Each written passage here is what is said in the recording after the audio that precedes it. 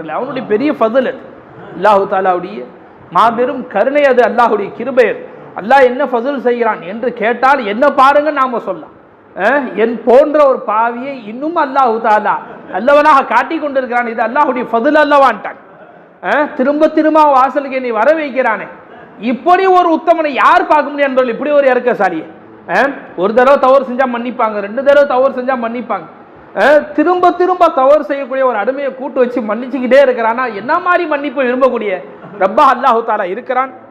அவன் மன்னிப்பதை விரும்பக்கூடியவனாக இருப்பதின் காரணத்தினால் அவனுடைய வாசலுக்கு இன்னைக்கு நாம போறோம். மாயிஸ் ஆயிடாதீங்க அல்லாஹு தாலா இன்னல்லாஹ யுஹிப்பு தவ்வாபின். என்னத்தை அல்லாஹ் சொல்லிவிட்டான்?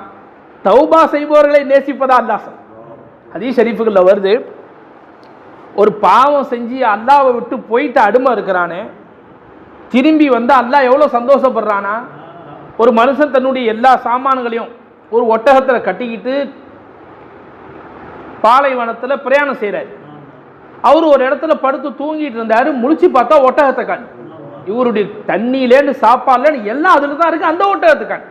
பாலைவனம் பல 1000 கிலோமீட்டருக்கு மணல் தான். இப்போ அவர் மனசு எந்த அளவுக்கு கஷ்டப்படும், முடிஞ்சு அப்படின்னு இருப்பார். திடீர்னு அந்த ஒட்டகம் கிடைச்சிட்டா அவருக்கு எவ்வளோ சந்தோஷம் வரும். அப்பா இந்த ஒட்டகம் கிடைச்சிருச்சுன்னா அதில் தான் இவருடைய எல்லாமே இருக்கு. அந்த அளவுக்கு அதை விட அதிகமாக அல்லாஹ் சந்தோஷப்படுறானா. பாவியான ஒரு அடிமை அல்லாஹ் விட்டு பிரிஞ்சு போயிட்ட அடிமை திரும்ப வந்து அல்லாட்ட சேர்ந்தான். அல்லாஹ் என்ன சொல்றான்னு பாருங்க. பாவியான அடிமையாக இருந்து அவனை விட்டு போயிட்ட அடிமை திரும்பி அல்லாஹ்வுடைய வாசலுக்கு வந்துட்டா, காணா போன ஒட்டகம் கிடைச்சதோட அவனுக்கு வர சந்தோஷத்தை விட அதிகமாக அல்லாஹ் சந்தோஷப்படுறான். பாவி திரும்ப வந்துட்டு அல்லாஹ் சந்தோஷப்படுறேங்க. அவன் ரஹ்மானாக இருக்கிறான் நண்பர்களே, அல்லாஹு தாலா ரஹீமாக இருக்கிறான்.